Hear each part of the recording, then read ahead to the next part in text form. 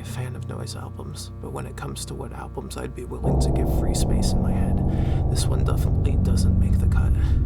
There's some fun moments here and there, but it just kind of meanders and doesn't go anywhere. If actual effort was put into this, I'm sure it could have been something great, but the artist's lack of interest in terms of sound design really shows here in a not good way.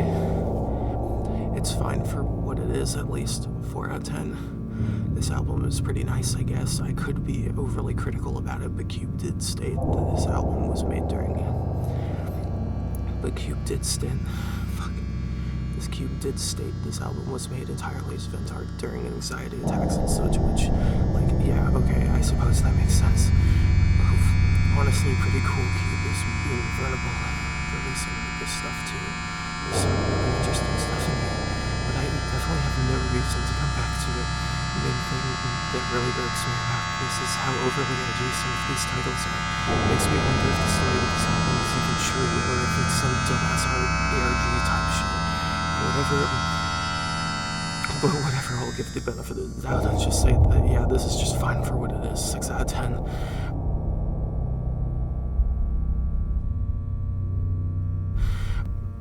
From what I've heard, this project seems to mean something really personal to Cubo, but there's no way of knowing for sure considering he just doesn't give any explanation as to why at all. Colorful Shadows is just a mishmash of ideas and negative feelings with no overall narrative or point to any of it. 3 out of 10. At least when AJR makes the world's smallest violin, it's fun to make fun of. This is just depressing. 3 out of 10. When the best track on your album is Theta, there's something seriously wrong. 2 out of 10. I'm certain at this point Cubo sits on his ass all day, every day, but once a month makes an entire album in one sitting and releases it alongside some dumb excuse for why he doesn't just actually work on an album for enough time to warrant results that actually matter. 5 out of 10.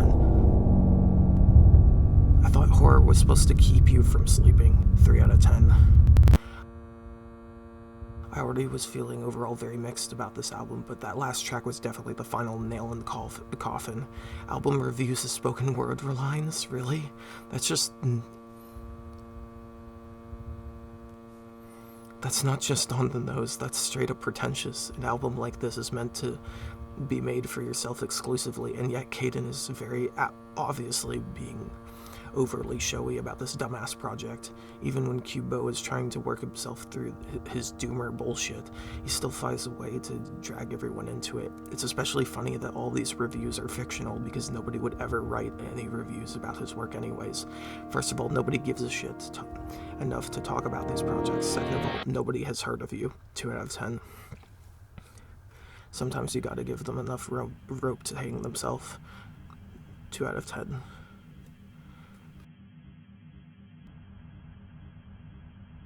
Who would have thought that an artist that spends all day inside pretending to be the god of a universe he created doesn't know how to handle his own emotions properly? 2 out of 10. Sometimes you gotta give them enough rope to hang themselves.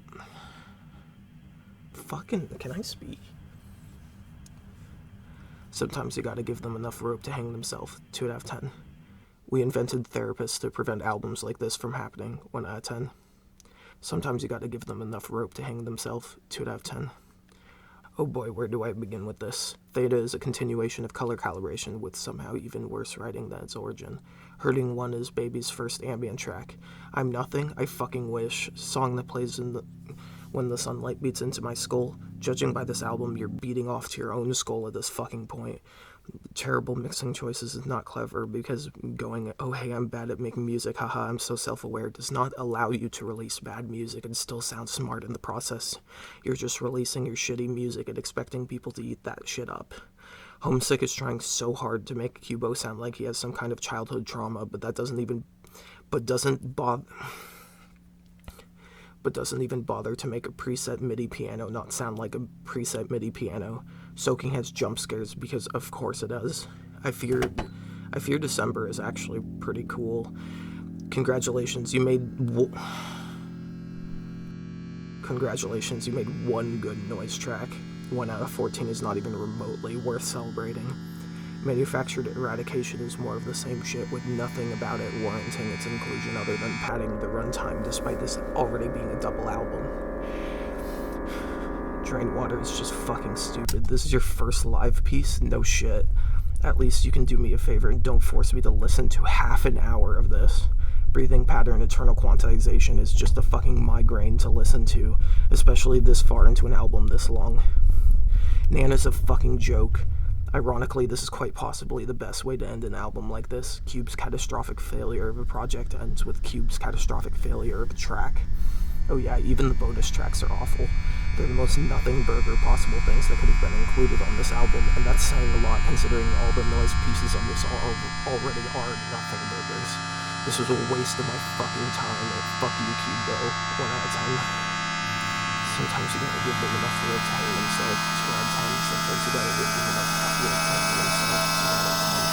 Sometimes you gotta give them enough rope to hang themselves. 2 out of 10. Sometimes you gotta give it enough rope to hang itself.